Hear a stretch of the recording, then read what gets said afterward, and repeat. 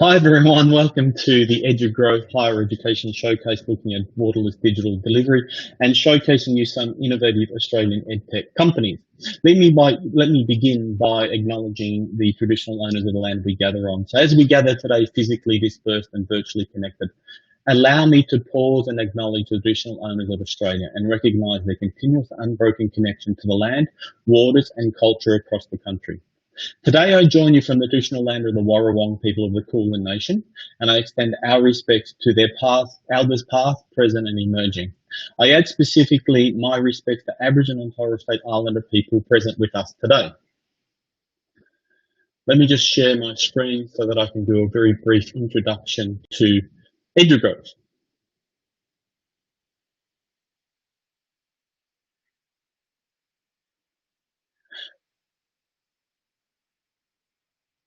All right, fantastic. Okay, so just a few housekeeping questions for you. We're running this event on a platform called Restream, and it's connecting through to our website. You can sign up to our EduGrowth community Slack channel, and the link is in the stream. Somebody is going to give you that in a moment. I just have to turn down something.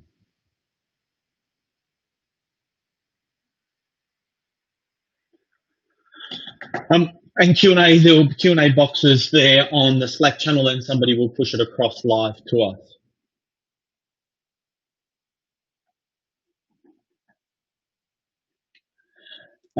It's important for us to acknowledge that EduGrowth exists today because of the vision and leadership shown by our founding partners. These founders saw the opportunity to exist in Australia to be a global leader in education technology. EduGrowth's role is to connect and collaborate to accelerate Australia's education technology and innovation ecosystem globally. Our agenda today is, in a few moments' time, we're going to hear from Neutopia, Jamie Engel. Then we'll have Edalex, Margot Griffith, successful graduate, Gordon Scott. Then we'll have Digital Ed, Asim Bus, Genix Ventures, Steve Godino, and AccountingPod, Judith Cambridge. There'll be an opportunity for us to ask some questions. So after the first three presentations, we'll actually spend 5 or 10 minutes doing some questions, and then we'll do the same thing at the end as well after the second block. These are the companies that you're going to hear from today. And why don't we get started by having our first presenter? So we should be able to have Jamie Engel from Neutopia. Are you with us, Jamie?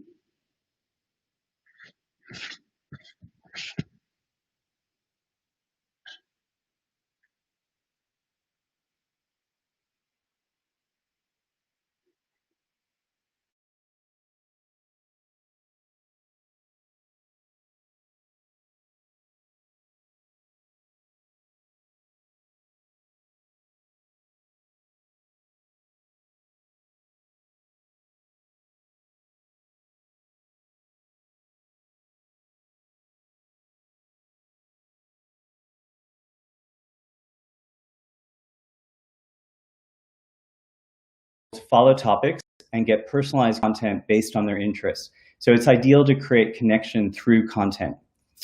Neutopia can be used for both recruitment and alumni engagement. For recruitment, it supports the shift that's happening now from brand marketing to content marketing. It lets students feel the culture of the academic institution. A bit like test driving a car versus reading about the mileage and the price. It allows institutions to let the student test drive the culture. So let's take a 17-year-old student named Marcus who's into robotics, drones, gadgets, games. He doesn't really know necessarily what diploma that translates into, and the structure of the university is set up really to direct him to various faculty, engineering, design, computer science. The shift with Neutopia is that Marcus can explore the content and culture and the people of the university based around his interests and his curiosity. So things like talks, podcasts, events, experiences, and student projects. Here's what it looks like on Neutopia. So Marcus would select his interests, so pick the topics that interest him. Could be robotics, it could be engineering, collaboration. And then he'll get to see the different communities at the university that he can join. It might be stuff that's open to the public, events that he can come to. It could be based on location, or it could be online, like what we're doing today. And then in the recommendations, he can be shown courses and diplomas that would be connected to his interest, as well as additional content that he can explore, and people at the university. It could be academics or alumni or other students, as well as see some of the student work in the courses that might be of interest to him. For alumni, Neutopia builds on the existing relationship that the institution has with the student. In a world of lifelong learning, it keeps the alumni engaged, and since they're continually self-identifying their evolving interests by the content they follow, the university can really stay relevant. So let's say Marcus, who graduated in engineering 2 years ago, is now following new things like Internet of Things, or even psychology, and changing his interest, diversifying. The university can continue to send relevant content, events, and information about new courses that would be of interest. Finally, Neutopia is collecting a lot of data, things like most popular content, most popular courses, and active people, as well as trends by geographic location. This can provide great insights that can inform course programming. Happy to have a further chat to see how Neutopia can assist building connection through personalized content. Thanks very much.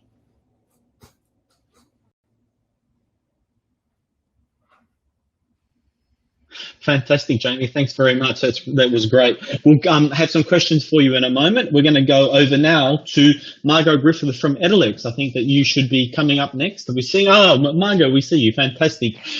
Just as you know, there are people running around in the background because there was some issue, but that's why it was a little bit clunky for Jamie to get started. But you should be able to share your screen, and we should be able to get you up going right now. So I'll hand.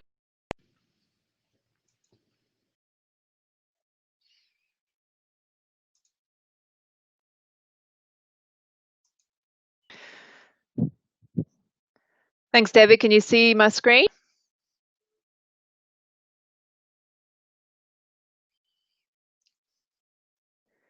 Okay, well, I'll just keep on going and assuming that you can see my screen. So I can see what I can see on your screen right at the moment, Margot, is I can see your, you're not sharing your presentation just yet. Oh, okay, right. You're sharing your access. That's it. Now we can see your presentation. Oh, good. And go full screen. Going full screen.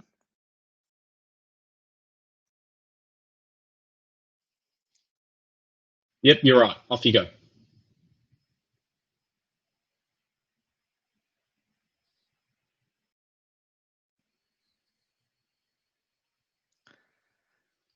You there, Margot?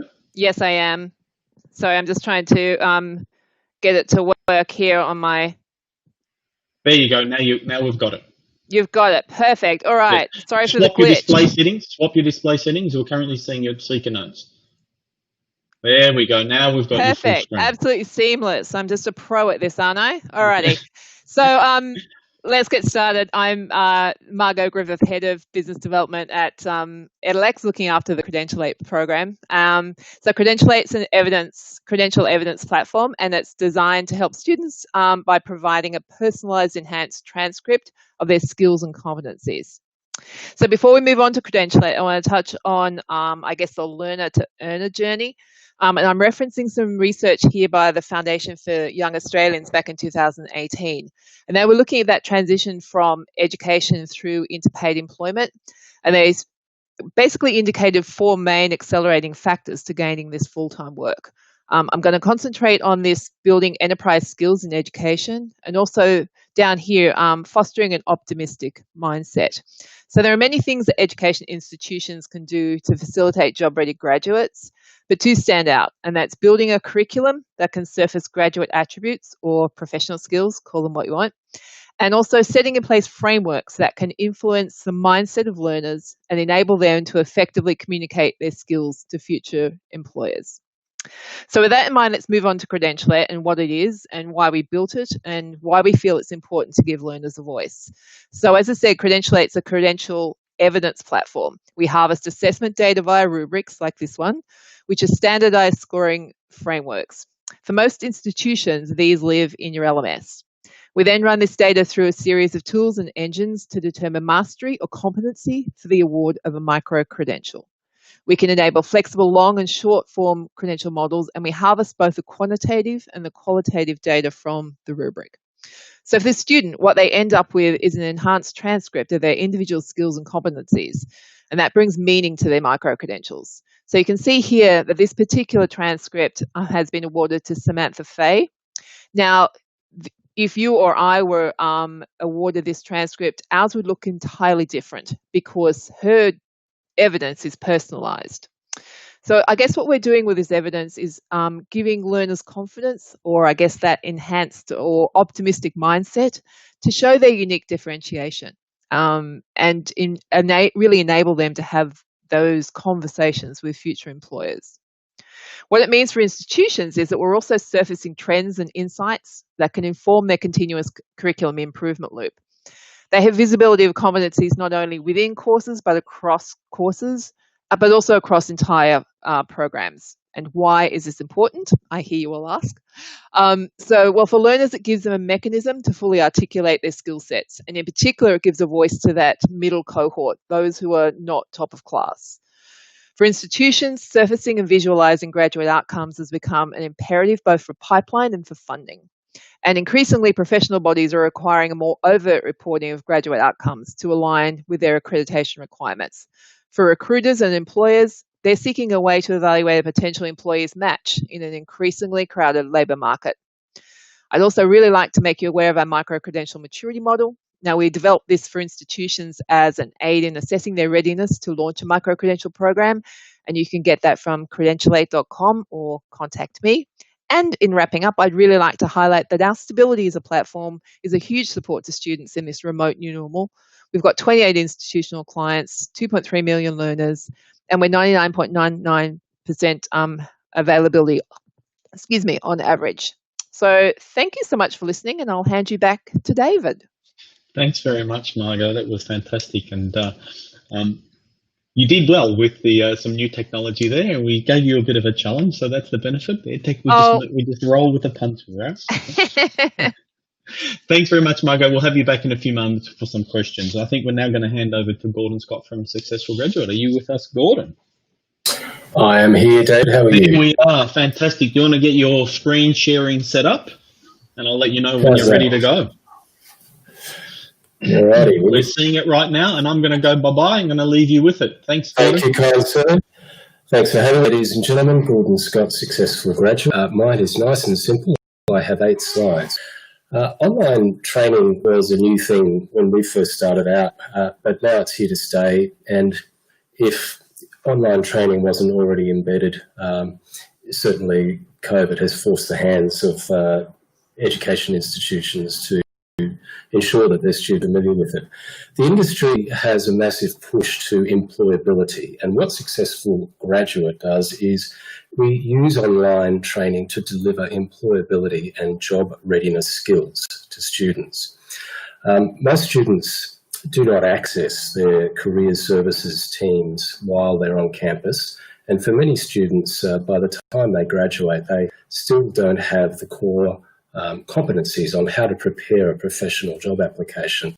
So we fill that gap, and we've in fact been doing it for about 4 years now, and we've become finalists for 2 global employability awards. So we're very happy with that.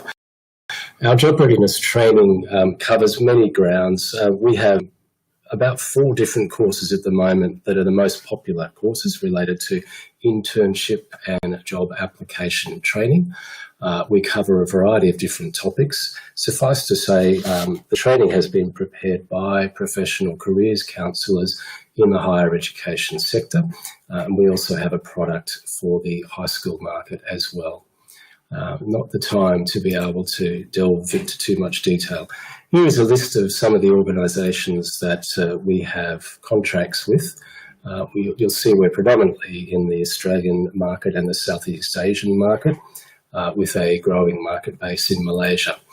A quick case study, we have developed a co-branded employability training site that is used by TAFE Queensland. TAFE is the largest education provider in Queensland with some 125,000 students.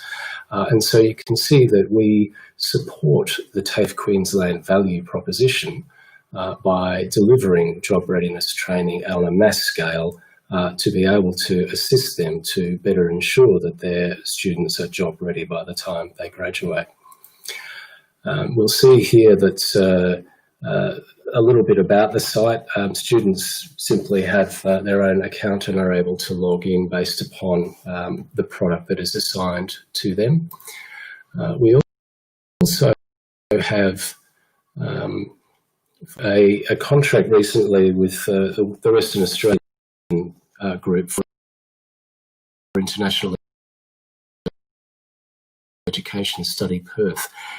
Interesting to see how study Perth is and other parts of our starting to use our product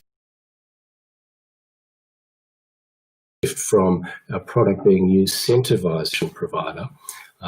You can access our material as we develop co-brand training sites. We also have a contract with another EduGrowth member, Open Learning, and Open Learning is right now, as of this week, selling our products through their platform as well.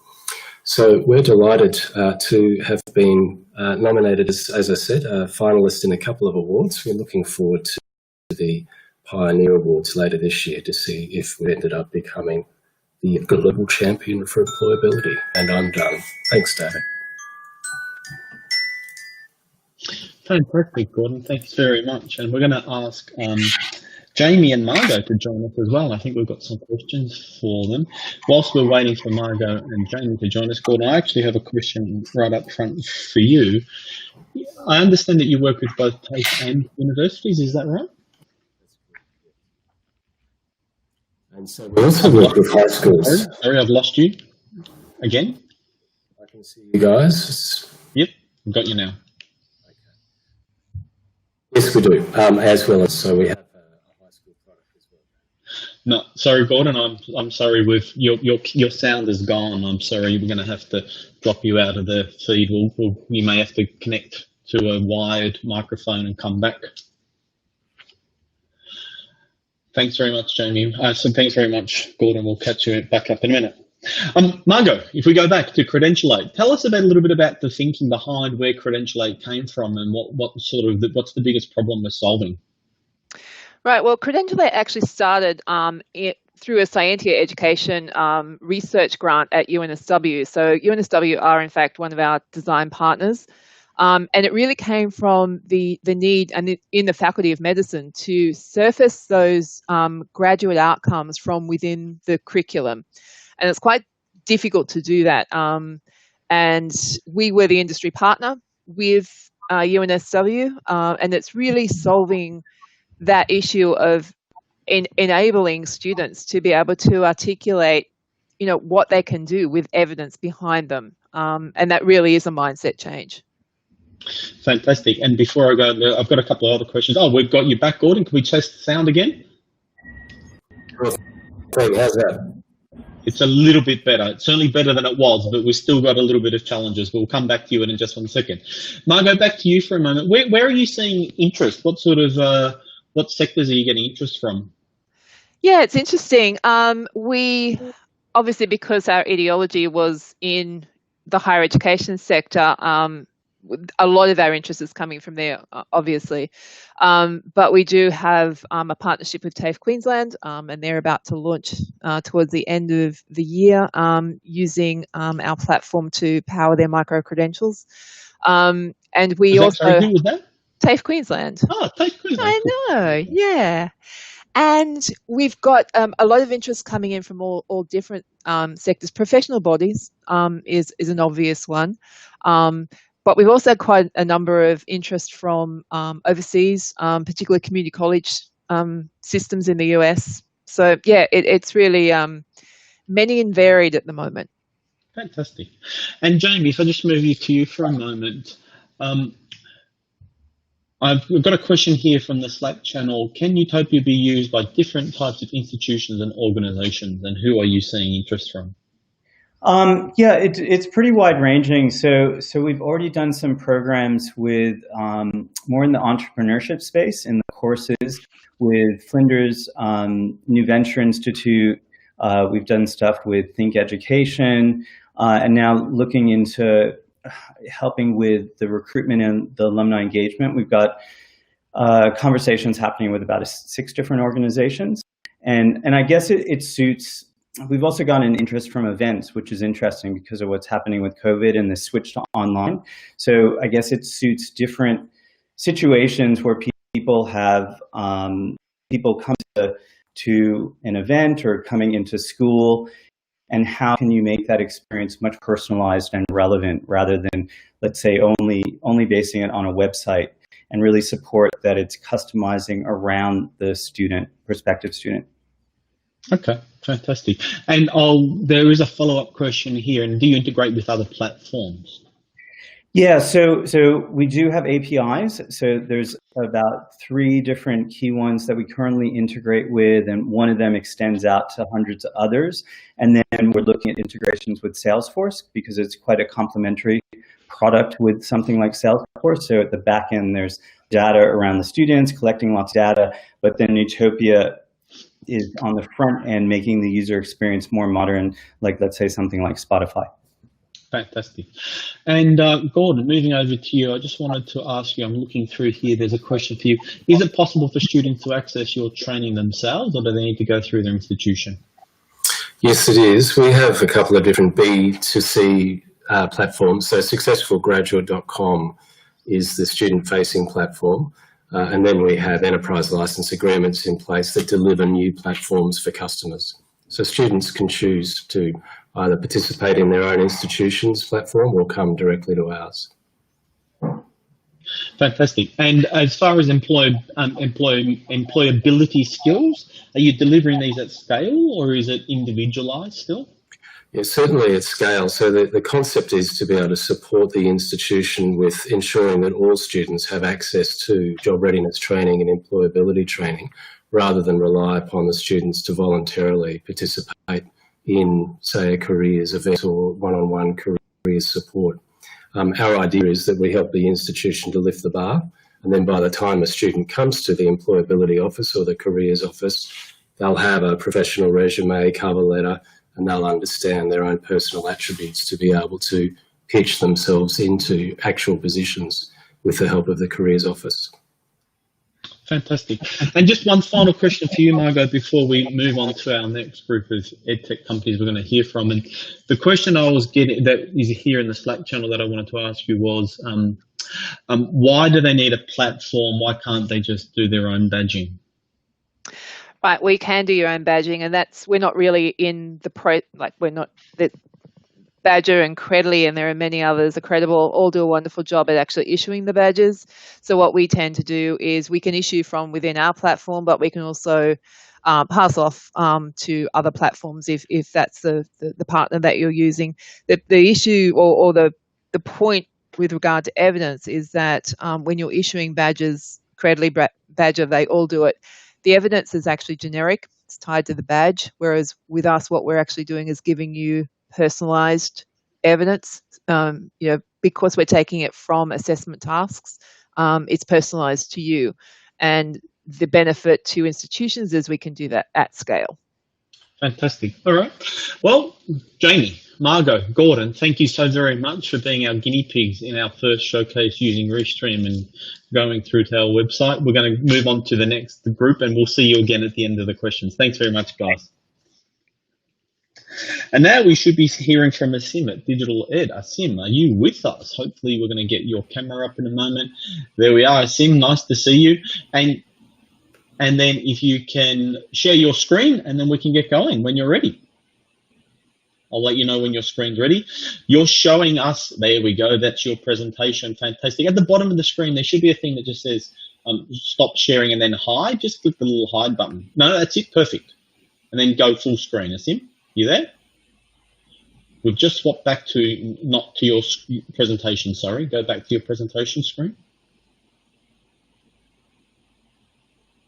Okay. Thank you very much, David. I was just sort of waiting for the confirmation. I'm sorry, we're not seeing your presentation. Digital education. Let me just switch to my slide. There we go. I hope everyone can see my screen and everyone can hear me loud and clear. From digital learning, digital ed, it's all about the experience from student, instructor, and institution perspective from their digital learning, from concept creating, assessments, and real-time practice and drill content. So from our perspective, we look at delivering courses from 4 different modules. The learning has to be an active learning experience, so it has to be modularized. The first is the exposition, where the instructor will be able to construct from the tools a storytelling about the certain material that he or she is trying to prepare for the class. The second important component from our tools perspective is the exploration. So from the teaching and learning perspective, there will be an exploration where the students can actually learn the dynamic interactive component part of that. And we understand students learn by doing. The third important element in that would be is a real-time drill and practice, where when the concept is being created, the course has been created, and then there is a lot of practice and drill with the automated assessment and automated marking, so the students have a better practice through those course contents.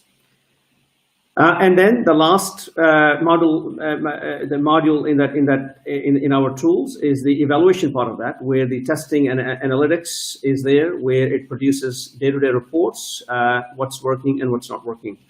The complete suite, it's called Mobius. So our platform is Mobius, which allows the instructors to develop all these different modules individually under an API. We have customers across the globe, including in Australia. And I'll be happy to share any customer experience if anyone out of this forum would like to ask. The 4 modules, what I presented earlier, is actually divided from 3 perspectives. There's an instructor perspective, where the instructor have a set of tools in order to construct a lot of learning material, a lot of teaching material, a lot of courseware, a lot of researchware, a lot of assessments, a lot of quizzes, lots of exams online. From a student perspective, it will be the student will be able to go online and access all that material, solve their questions, exams, access their course material, and be able to sort of solve their day-to-day work. And again, Mobius gives a complete set of tools in order to construct all that courseware or complete contents. Right, when it comes to this, we understand that STEM presents a unique challenge. STEM by means science, technology, engineering, and mathematics, because of the scientific notation, the abstract notations, the complex visualizations when it comes to teaching engineering courses.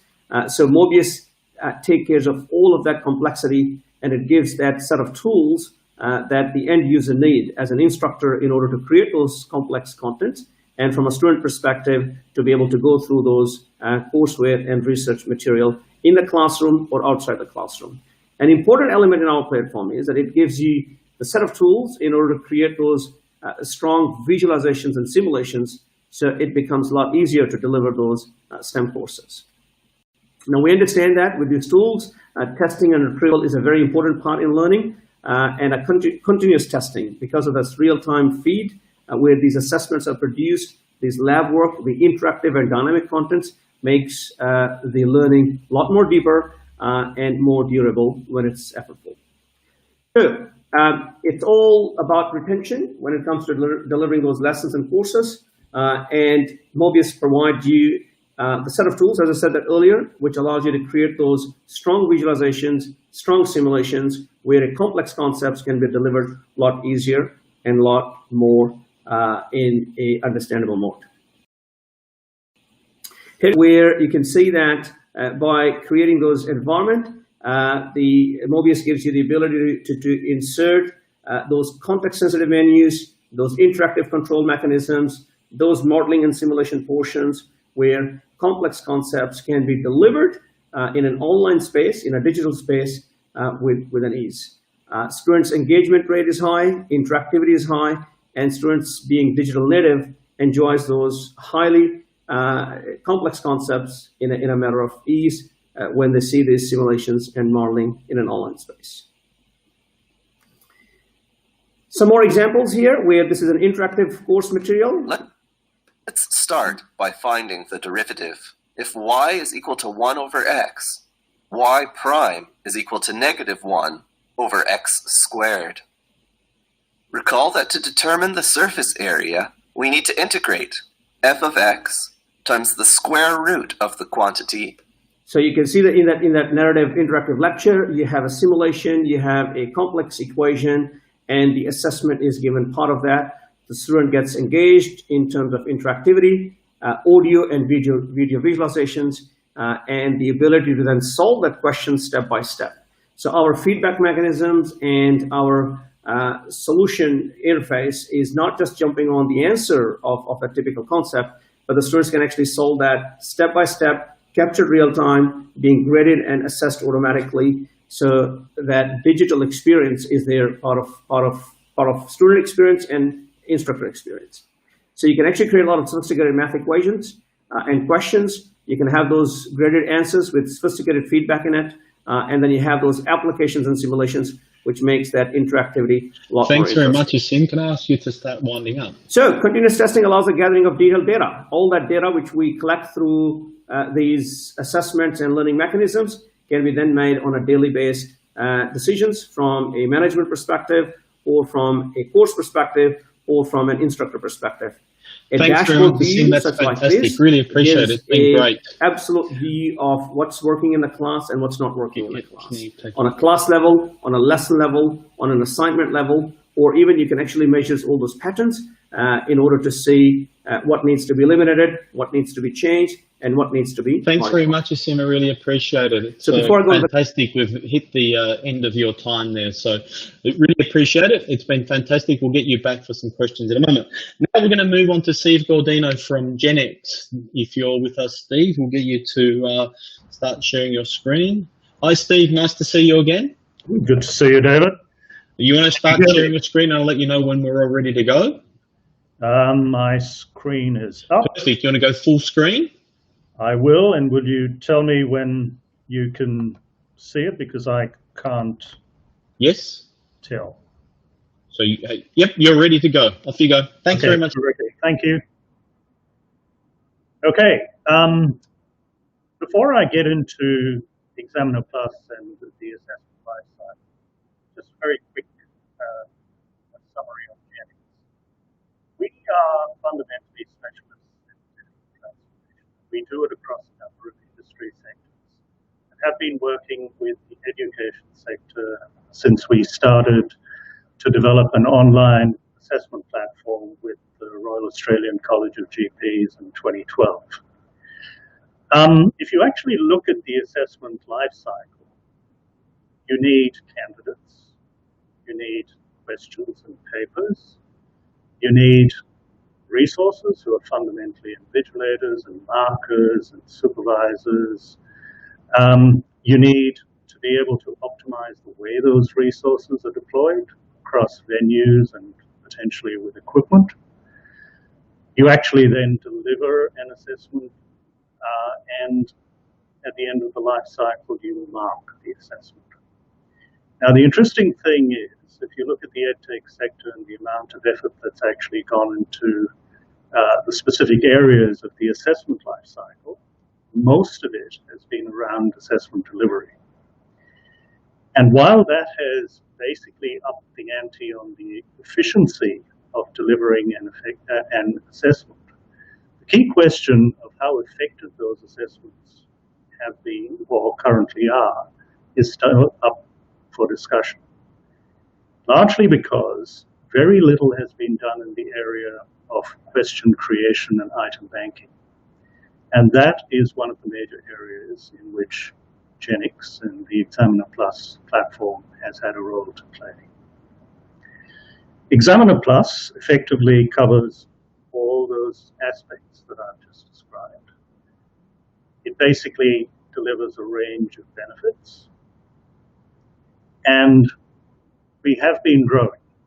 Now, the interesting thing is that growth was relatively slow in the early days because we didn't actually know that we had anything that was really worth taking into an international market. But post 2017, when that realization set in, things have been dramatically different.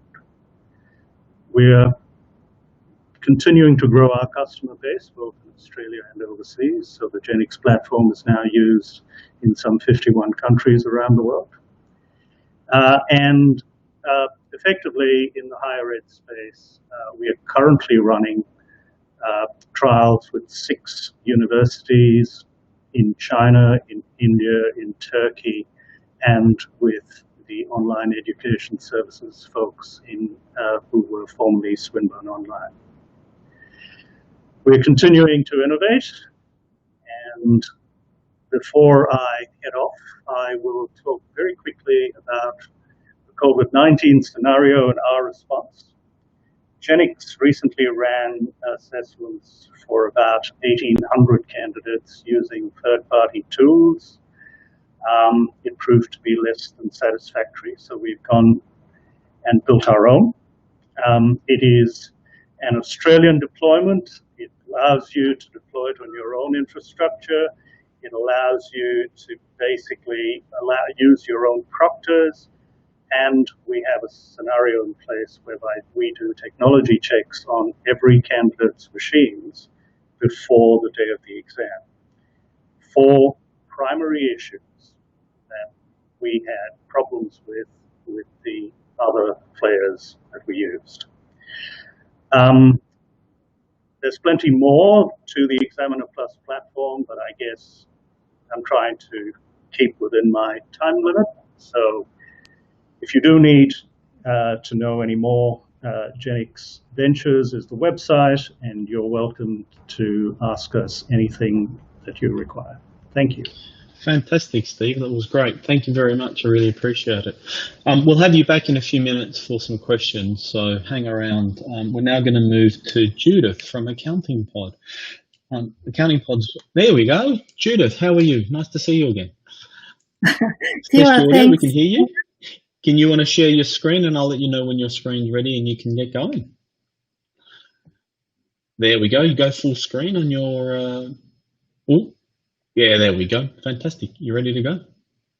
I'm ready to go. Oh, no, wait a sec. We have a great big thing in the middle of the screen. I don't know what it is. There we go. That's a bit better. All right, now you're ready to go. Oh, thanks, David. And I just want to pause for a moment and say thank you to the founding partners, a number of those who have already deployed AccountingPod for their students. So that's great. Kia ora and hello. We are AccountingPod, a team of experienced chartered accountants, software engineers, designers, and content creators. This is the world that we live in as business advisors and accountants. Hundreds of platforms connecting the business ecosystem. But who was educating this ecosystem for the last decade or more? Our institutions were bound in textbooks, yet our industry and our regulators globally now are calling for these digital business skills. And that's why we've collaborated across cloud accounting platforms to deliver a solution for our institutions. Welcome, AccountingPod, across thousands of students deploying millions of data points for the unique support to get our students hands-on with cloud accounting.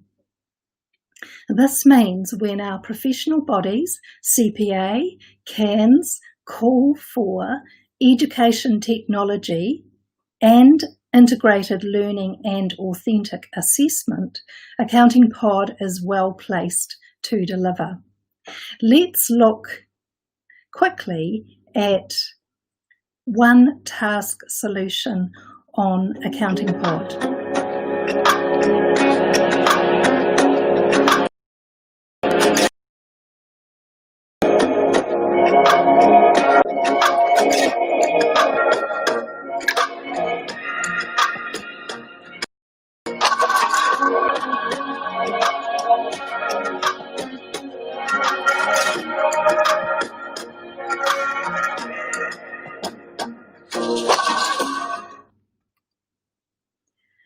Our teacher dashboard is driven by the millions of data points of student activity on the real tools of business. So AccountingPod plugs in or wraps around these in-use platforms to deliver a learning solution, tools and insights for the teachers to support their students. And this is why AccountingPod has been so valuable during this period of COVID. Did you know I was told that students think that accounting is boring? I always thought that was audit. However, in the world that I work in as a chartered accountant, it is ever changing.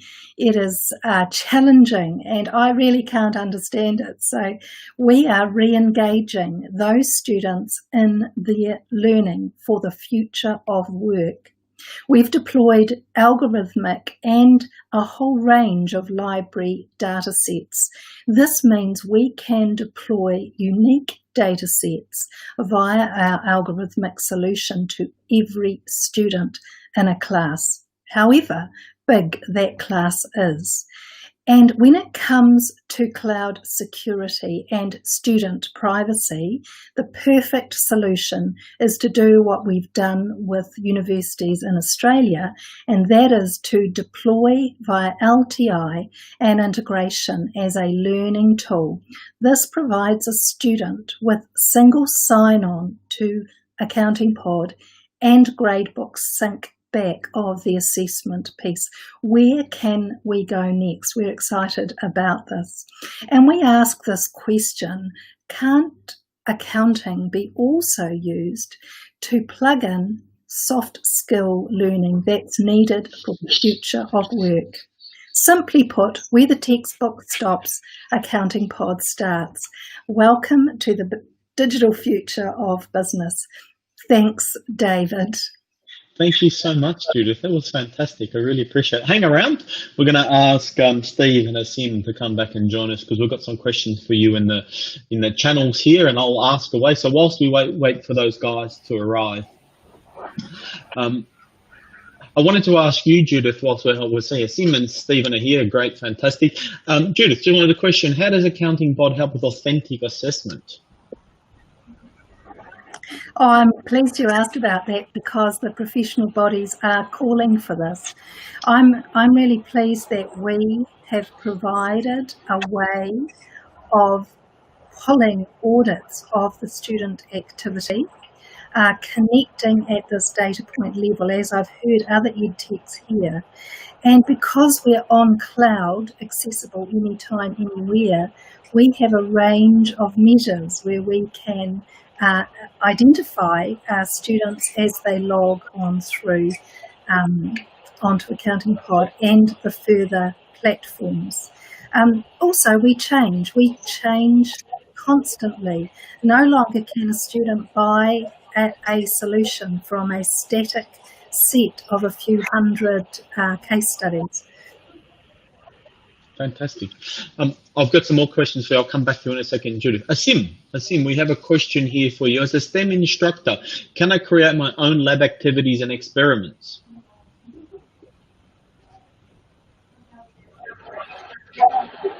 Asim, can you hear us? I'm assuming that it's Asim. I don't think Asim can hear us, so we'll move on. So I'll come back to you in a second, Asim. Steve, do you think the acceptance of online delivery remote proctored exams is likely to remain high after the pandemic? You know, once the pandemic is over, I suspect it's going to go back to being a commercial decision. Depending on whether it's a case of a high-stakes exam or if it's, you know, a normal exam, then potentially the use of remote proctoring is likely to continue. In fact, in that particular aspect of the assessment delivery life cycle, it's likely to increase.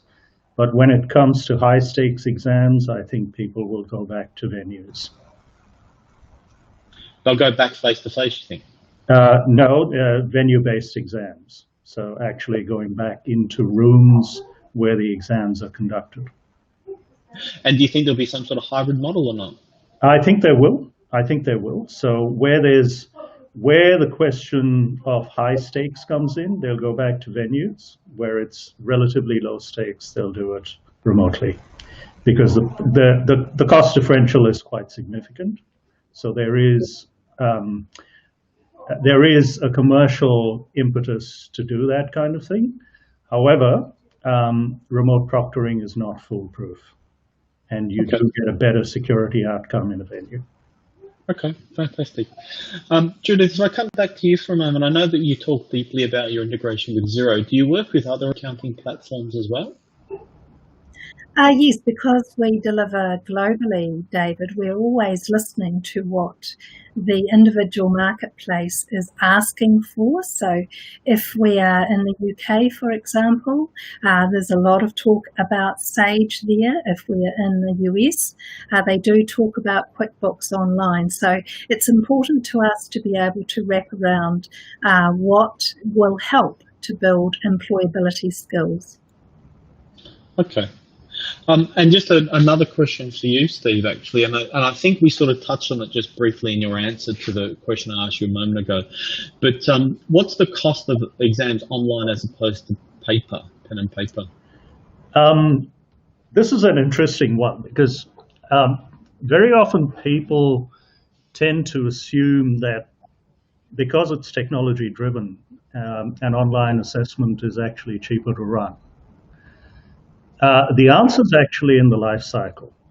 So where you have an exam that comprises primarily, and in fact, one of the requirements is that it has to be something that can be automatically marked, then it is cheaper to run an online exam.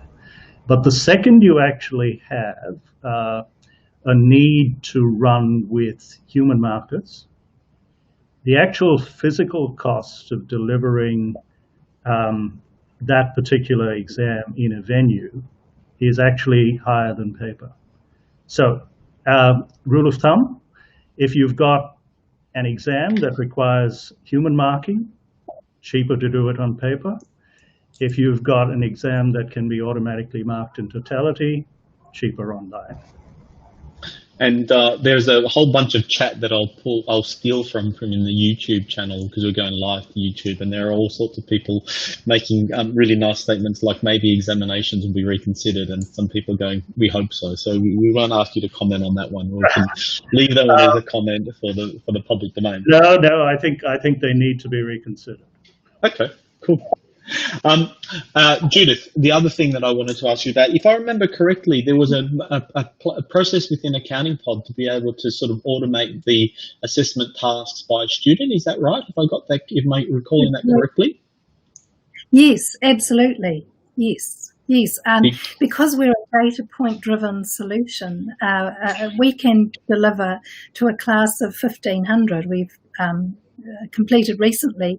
Every student had a different data set, which was then marked for every student and delivered at draft those marks inside of, I think it was about 24 hours. How many? How many students?